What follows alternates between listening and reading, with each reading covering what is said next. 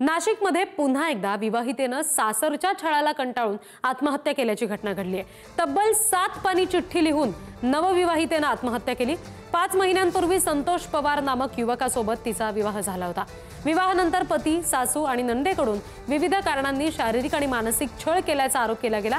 माहेरच्या लोकांशी फोनवर गप्पा मारते असं सांगून तिच्या चारित्र्यावर संशय घेतला गेला। कौमार्य चाचणीसारखा क्रूर प्रकार पती आणि नंदेकडून करण्यात आल्याचा उल्लेख सुद्धा या चिठ्ठीमध्ये आहे। सततच्या छळाला कंटाळून बुधवारी राहत्या घरी विष प्राशन करत या नवविवाहितेनं आत्महत्या केली आहे। या 7 पानी सुसाईड नोटमध्ये नेमका विवाहितेनं काय म्हटलेलं होतं बघूयात आपण। माझं नाव नेहा बापू डावरे उर्फ नेहा संतोष पवार। माझं लग्न 4 जून 2025 रोजी रेशीमबंध बँक्वेट हॉलमध्ये झालं।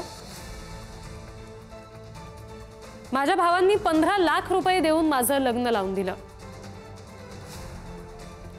लग्न आधीपासूनच नवऱ्याचे एका मुलीसोबत प्रेमसंबंध होते।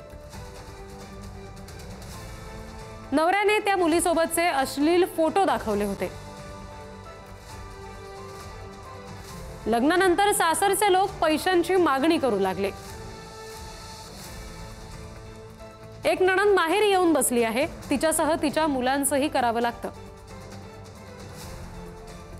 नंदा नवरा सासूचे कान भरतात, त्यावरून घरात मानसिक छळ केला जातो। नांदायला आल्यापासून नवऱ्यानं 2 वेळा मारलं। माहेरी तुझा कोण यार असेल असं बोलून चारित्र्यावर संशय घेतो। नियमित मासिक पाळी येत नसल्यानं सासरच्या लोकांनी त्रास दिला।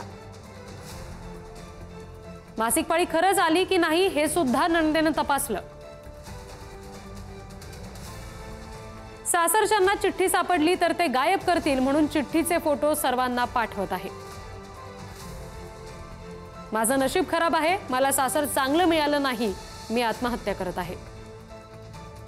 मागणी आमची हीच आहे का त्याला माझ्या बहिणीला न्याय मिळायला पाहिजे, त्यांना अटक झाली पाहिजे, त्यांनी माझ्या जन्मठेप दिली पाहिजे, माझ्या बहिणीला न्याय मिळायला पाहिजे। आणि त्या लोकांनी खूप माझ्या बहिणीचा छळ केला, खूप त्रास दिल्याच्या नंतर तिने मला फोनवर सांगितलं का असं असं झालेलं आहे। मी त्या विषयावरून मी तर एक फिर्याद दिलेली पंचवटी पोलीस स्टेशनला। तर माझी फक्त एवढंच विनंती आहे का त्यांना अटक झाली पाहिजे, त्यांना जन्मठेप झाली पाहिजे। नाशिकच्या पंचवटी भागामध्ये एका महिलेने आत्महत्या केलेली आहे। आत्महत्येचं कारण तिची कौमार्याची परीक्षा घेण्यात आली होती असं समजलं जातं। खरं तर कौमार्याची चाचणी घेणं हा गुन्हा ठरवला गेलेला आहे। महाराष्ट्र सरकारने निलमताई गुरे यांच्या मार्गदर्शनाखाली तसं सांगितलेलं आहे आणि तसे प्रत्येक पोलीस स्टेशनला आदेशही दिलेले आहेत। असे होऊ नये असे गुन्हे घडत आहेत, त्यामुळे या घटनेमध्ये महिला आयोगाने लक्ष घालावं, पोलिसांनी सबळ पुरावे गोळा करून सदर महिलेस न्याय देण्यासाठी प्रयत्न करावे अशी मागणी महाराष्ट्र अंधश्रद्धा निर्मूलन समिती करत आहे।